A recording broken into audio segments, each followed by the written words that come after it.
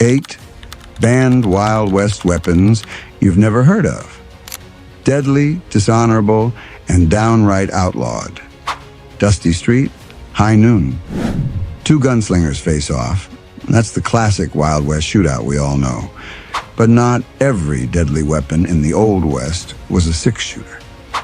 In fact, some weapons were so vicious, so unpredictable, or so dishonorable that frontier lawmen and even outlaws wanted them gone. These are the hidden blades, sneaky guns, and brutal gadgets that broke all the rules. Why were they banned? For being too deadly, too random, or just plain unfair? Today, we're counting down 8 banned Wild West weapons you've probably never heard of. The ones so dangerous or devious that towns passed laws against them or gave you a one-way ticket to Boot Hill if you were caught carrying one. Which one would you dare to carry? Let's find out. Bowie knife and the Arkansas toothpick. The blades that made lawmen blanch. In 1827, Jim Bowie stepped onto a Mississippi River sandbar for a duel and ended up in a legendary knife fight. He was shot, stabbed, and beaten, yet Bowie still managed to gut his opponent with a massive blade.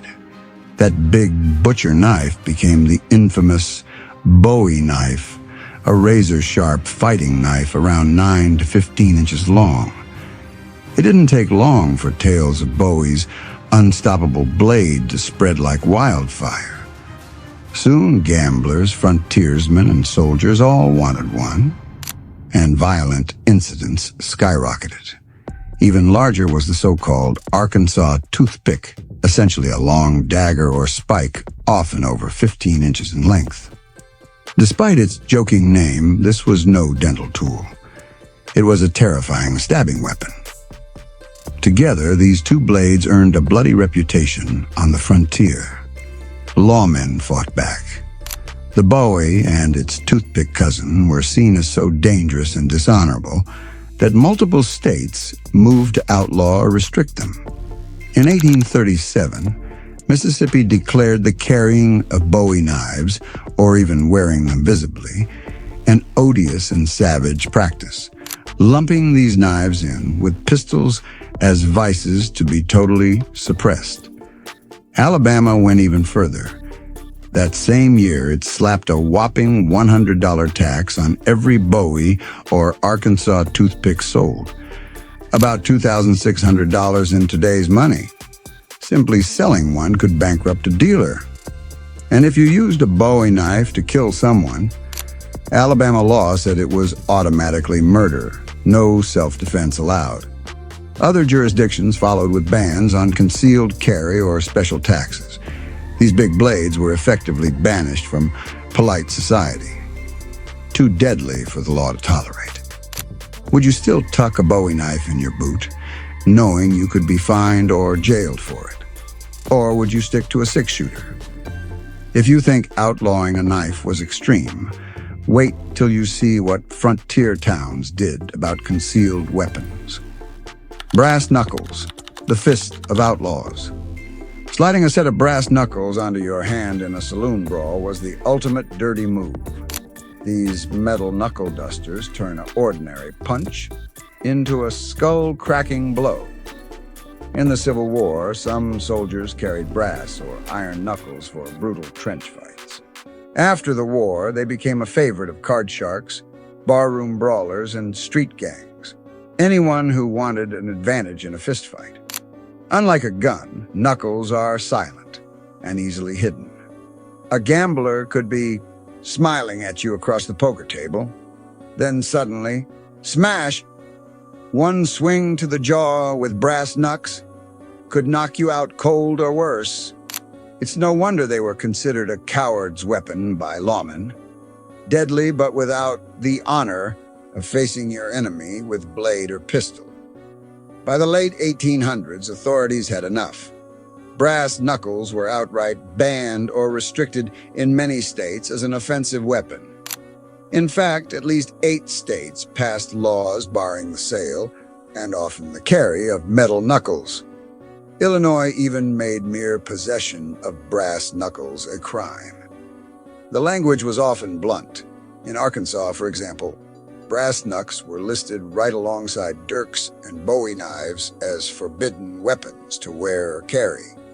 Police and judges knew that if you were carrying knuckles, you weren't out hunting deer. You were looking for trouble. To be caught with them was to mark yourself as a thug. Some frontier towns would toss you in jail just for balled up brass in your pocket. Even today, brass knuckles remain illegal in many places. Ask yourself, in an Old West saloon fight, would you fight fair with your fists or slip on a pair of knucks and risk the sheriff's wrath? Slungshot, a sailor's tool turned silent killer. It doesn't look like much, just a length of rope with a lead weight tied to the end. Harmless, right? Not in the hands of a desperate outlaw. This innocuous tool, called a slungshot, was originally used by sailors to cast lines ashore. But on the dark streets of river ports and mining towns, it became a silent, brutal weapon. Swing the rope hard and that lead weight turns into a skull-cracking projectile. A thug could slip a slungshot up his sleeve, walk past a target and whip, deliver a crushing blow to the back of the head without a gun's bang or a knife's blood.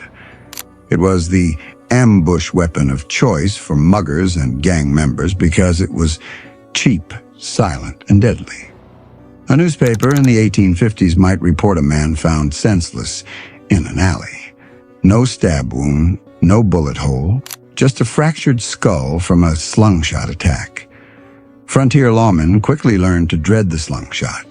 Judges and legislatures across the country moved to snuff it out early. By the mid-19th century, at least 9 states and territories, from New England to the Wild West, had banned the sale of slungshots outright. Some places even outlawed carrying or possessing one at all. For instance, Illinois didn't even allow them in your pocket. It was often lumped in with blackjacks and billy clubs as a pernicious weapon of rogues. Why such fear? Because a slungshot in the wrong hands could crack a man's skull like an egg before he ever knew what hit him. Even tough sheriffs knew you couldn't outlaw fists, but you sure could outlaw a weighted sap on a string. Several state laws specifically named slungshot, sometimes spelled slungshot or colt, in their banned weapon lists, a testament to how common and feared it was. In the Old West, if you were caught with one, you'd likely hear the sheriff growl, "Drop that sap, son," and find yourself facing a judge. So would you carry a humble-looking slungshot for protection, knowing it's considered the mark of a back-alley outlaw? Or leave this silent killer to the criminals? Sword cane, the gentleman's concealed blade. Imagine tipping your hat to a passerby on a dusty main street, a fine mahogany cane in hand. Little do they know inside that cane is a hidden sword, razor sharp and ready to draw blood. The sword cane, or sword in a cane, was the Victorian gentleman's secret weapon. And in the Wild West, it was just as devious. To the public, you were a dapper traveler leaning on your walking stick. To your enemy, you were suddenly flashing a slender steel blade pulled straight from that cane. Tales spread of well-to-do gamblers or southern dandies who, when threatened, would whip out a sword cane and skewer an assailant in one swift motion. In one account, a former Confederate officer allegedly dispatched an antagonist with a surprise thrust from his cane, leaving onlookers shocked at how the unarmed man had produced a sword from thin air. No honor, no warning. Frontier lawmen hated these things. The sword cane epitomized a sneaky, concealed threat, the polar opposite of the stand-up pistol duel that at least gave your opponent a chance. As early as 1837, states like Georgia explicitly banned the carrying of sword canes, though one court later quibbled over that law's constitutionality. In the post-Civil War years, the crackdown intensified. Arkansas's 1881 law against carrying deadly weapons specifically named any dirk or bowie knife, or a sword or a spear and a cane, as illegal. Getting caught with a sword cane in Little Rock could land you a misdemeanor charge, the same punishment as packing a bowie knife or brass knuckles.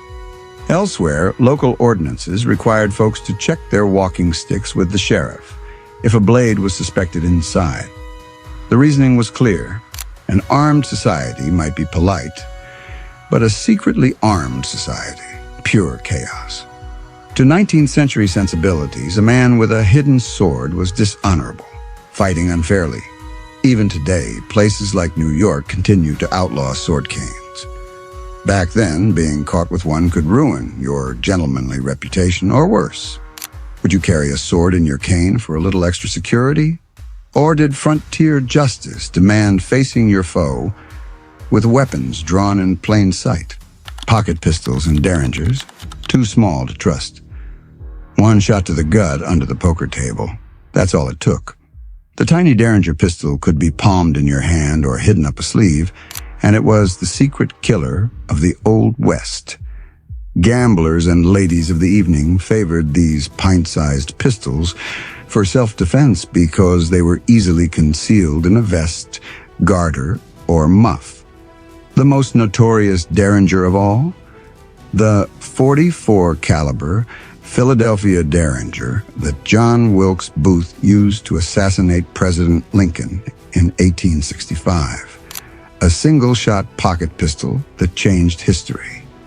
In the Wild West, hideout guns like derringers, pepper-box revolvers, and other concealable handguns were common, but deeply distrusted. Frontier sheriffs knew that if you found a corpse with no weapon in sight, the killer likely had a little derringer tucked away. These guns were wildly inaccurate beyond a few feet, sometimes prone to misfire. But at card table distances, they were deadly, and their owners weren't planning to duel in the street. They were planning an ambush. Lawmakers took aim at concealable pistols. In fact, one of the earliest gun control laws in U.S. history, Georgia, 1837, banned all handguns except the biggest, horse pistols, precisely to curb sneaky pocket guns. Many such laws didn't hold up for long, but the message was sent. Fast forward to 1879. Tennessee passed a law banning the sale of any pistol other than an Army or Navy model, effectively making it illegal to sell the small revolvers and derringers common on the frontier. Why allow Army guns? Because they were large and carried openly, a strange legal nod to honorable weapons. Arkansas did the same in 1881.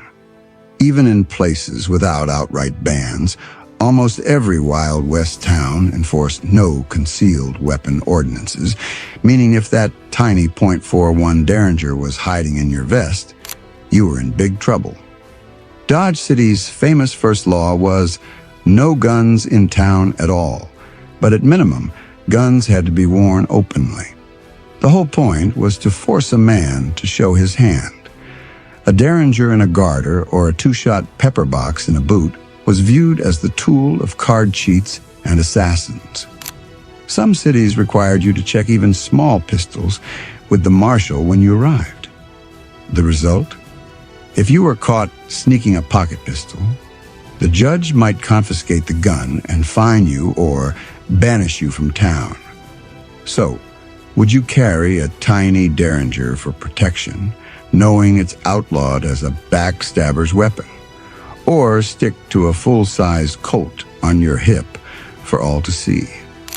My friend, knuckle duster revolver, the gun you can punch with now, is a weapon straight out of a villain's pocket. A mini revolver that doubles as a set of brass knuckles. Yes, it really existed. Nicknamed My Friend, this bizarre firearm was a .22 or .32 caliber knuckle duster revolver made in the 1870s. It had no trigger guard and no traditional handle. Instead, the frame was a brass knuckle ring. You could literally shoot your enemy and then knock him senseless with a punch, all with the same device. Gamblers and riverboat card sharps loved it since you could hide it in your coat and surprise anyone who thought a fistfight was about to happen, only to catch a bullet and a beating. The European underworld had a similar horror called the Apache revolver, which packed a folding knife, a pepperbox revolver cylinder, and fold-out knuckles into one nasty package, named after the Apache gangsters of Paris, who were likened to wild Apaches for their ferocity. No cowboy in his right mind would consider these contraptions honorable weapons. They were tools of hitmen and backstabbers. On the law books, the knuckle gun was basically doubly illegal. Why? First, as a concealed pistol, it fell under the bans and ordinances against hiding firearms. Several states banned selling concealable handguns altogether. Second, as brass knuckles, it was banned by those explicit anti-knuckle duster laws we saw earlier. Carry one and you've basically broken two laws at once. Frontier newspapers occasionally ran stories of saloon thieves caught with strange brass knuckle pistols in their possession, often to the astonishment of arresting deputies. The lawmen would sometimes describe these things with evident disgust, noting how they combined the evils of a revolver with the brutality of a knuckle.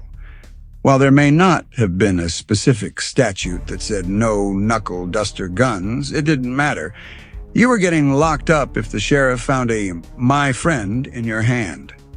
Gunsmith James Reed, who patented the knuckle duster revolver in 1865, advertised it as the perfect close combat pocket gun. Little did he care that lawmen from San Francisco to New York were already banning both parts of his invention separately. Owning one was practically an admission you planned to play dirty. Would you carry a sneaky knuckle revolver named My Friend for a little extra edge, or is that crossing a line even for the Wild West? Sawed-off shotgun, the whippet gun. Double barrels freshly cut down and hidden under a long coat. The sawed-off shotgun was the shotgun too nasty for the Wild West. Picture a short-barreled scattergun that you could whip out in a poker hall and clear the place out with one pull of the trigger. These whippet guns, so named because you could whip it out quick, took the already fearsome close-range power of a shotgun and made it concealable. Lawmen and outlaws both understood its appeal. Stagecoach guards liked short shotguns for maneuverability when fending off bandits in tight quarters. Conversely, bandits loved them for holding up stagecoaches and banks. Easier to hide under a duster coat, but absolutely devastating at point-blank range. One shot could fill a wide area with buckshot, meaning you didn't even have to aim much, but carry one into a saloon or town street, and you'd be seen as loaded for carnage. There's a reason Hollywood always puts a sawed-off in the hands of the most ruthless desperados or the unconventional lawman like Doc Holliday, who had a hidden coach gun during the OK Corral shootout. Frontier towns responded with strict rules. By the 1880s, places like Tombstone, Deadwood, and Dodge City had no firearms in town ordinances that certainly applied to scatterguns. In Tombstone, for instance, visitors were required to surrender all guns, rifle, pistol, or shotgun, upon entering town. The whole gunfight at the OK Corral actually started because the Earps were enforcing a ban on carrying guns in town. Now, while no 19th century law singled out sawed-off shotguns by name, they didn't need to. Any concealed or unregistered carry of such a weapon was flatly illegal in most settlements. In fact, shotguns in general were often supposed to be left at the sheriff's office with your other guns when you arrived in a civilized town. A hidden shotgun was beyond the pale. Even outside city limits, if a lawman found a cut-down shotgun on you, he'd likely assume you were up to no good. Stagecoach robbers, after all, had a penchant for sawing barrels short. Eventually, in the 20th century, the federal government banned unregistered, sawed-off shotguns entirely, labeling them gangster weapons, a move that echoed the Old West fear of this gun. There's just something especially intimidating about a firearm that can spray death in a wide arc with one twitch of the finger. So what would you do? Ride into town with a trusty full-length shotgun across your saddle? Or sneak a sawed-off under your coat and risk a night in jail or an early grave if the marshal notices? Trap guns, spring guns, the doomsday booby trap. Our final weapon isn't one you carry at all. It's one you set. And that's what made it utterly unacceptably dangerous. Picture a deserted cabin on the frontier. A hungry traveler forces the door open. Blam! A shotgun rigged to the doorknob fires straight into their chest. Trap guns, also known as spring guns or set guns, were booby traps made by hooking up a loaded firearm to a tripwire or trigger. They were used by paranoid prospectors and remote ranchers to guard cabins, safes, or stashes of gold when they were away. Essentially, the gun would fire at whoever or whatever disturbed the trap. No conscience, no warning. And that was the problem. These devices didn't distinguish between a criminal intruder and an innocent visitor or a curious child. A frontier newspaper might recount the grisly discovery of a body blown to bits by an unseen shotgun trap.